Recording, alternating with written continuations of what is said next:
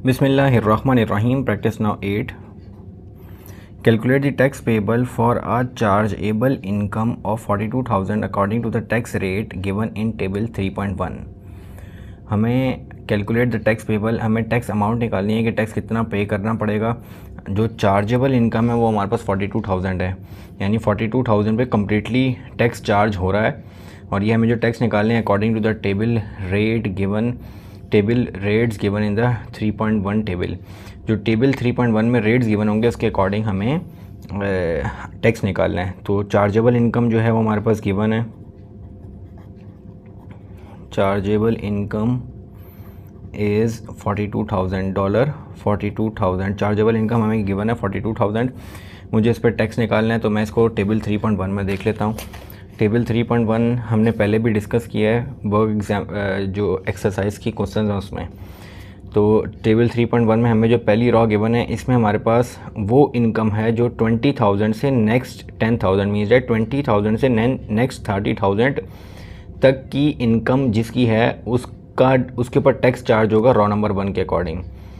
और इसमें यह बताया गया कि शुरू के 20,000 पे कोई भी टैक्स नहीं लग रहा, और नेक्स्ट 10,000 में जो भी अमाउंट होगी, मतलब 20 के बाद नेक्स्ट 1,000 भी हो सकता है, यानी 21,000, 22,000 होगा तो फर्स्ट 20,000 और नेक्स्ट के 2,000 जो हैं वो इसमें आ जाएंगे। और अगर किसी की सैलरी 27,000 है तो शुरू के 20,000 ये और 7,000 नेक्स्ट में चले जाएंगे। तो जो भी अमाउंट नेक्स्ट की आएगी ये 20,000 तो फिक्स रहेगी, नेक्स्ट की अमाउंट चेंज हो सकती है, ये 1,000 से 10,000 तक कोई भी अमाउंट हो सकती है। अब ये जो भी अमाउंट होगी उसके ऊपर जो टैक्स लग रहा है वो हमारे पास उसका रेट गिवन है वो 2% है। तो आपने उस अमाउंट का 2% निकाल लेना है। यहाँ पे जो इन्होंने 200 लिखा हुआ है ये टोटल 10,000 का इन्होंने यहाँ पे लिख दिया है। तो हमारे पास 10,000 तो पॉसिबल नहीं है, पॉसिबल भी है लेकिन लाजमी नहीं है कि 10,000 ही हो। यहाँ पे 1,000 भी आ सकता है, 2B, 3B, 4B, 5B, 6B, 7B, 8B, 9B और 10,000 तक कोई भी वैल्यू आ सकती है। तो जो भी वैल्यू होगी उसका आपने 2% निकाल लेना है। इन्होंने 10,000 का 2% निकाल के यहाँ पे लिखा हुआ है। तो इसी तरह जो सेकंड रॉ है वो डील कर रही है हमारे पास 30,000 से लेके नेक्स्ट 10,000 तक, मीन्स है 30,000 से नेक्स्ट 10,000 यानी 40,000 तक।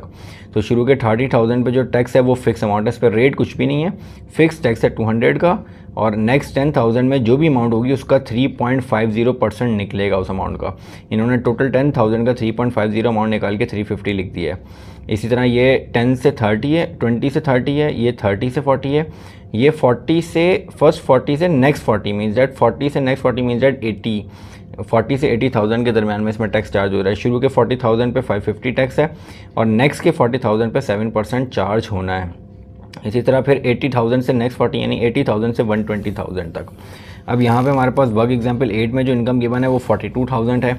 तो ये वाली रॉ 20 से नेक्स्ट 10 यानी 30,000, 20 से 30, ये 30 से 40, तो हमारे पास जो 42,000 है वो इसमें भी नहीं आता। ये 40 से नेक्स्ट 40 यानी 40 से 80,000, तो 42,000 हमारे पास इस रॉ में आएगा।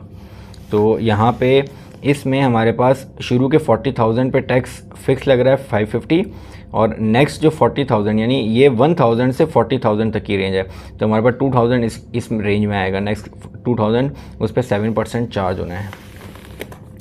तो यहाँ पे मैं 42,000 जो चार्जेबल इनकम है 42,000 इसको मैं दो हिस्सों में ब्रेक कर देता हूँ। स्टार्टिंग के 40,000 के ऊपर एक फ़िक्स चार्ज है जो हमें यहाँ पे जो हमें टेबल में बता दिया गया, डैट इज़ $550। और 42,000 में से 40,000 पे फिक्स टैक्स लग गया। बाकी के जो 2,000 हैं उन 2,000 पे जो हमें टैक्स लगना है वो टेबल के अकॉर्डिंग 7% लगना है, यानी इसका जो टैक्स होगा वो 2,000 multiply by 7%। So it will be 2,000 multiply by 7/100।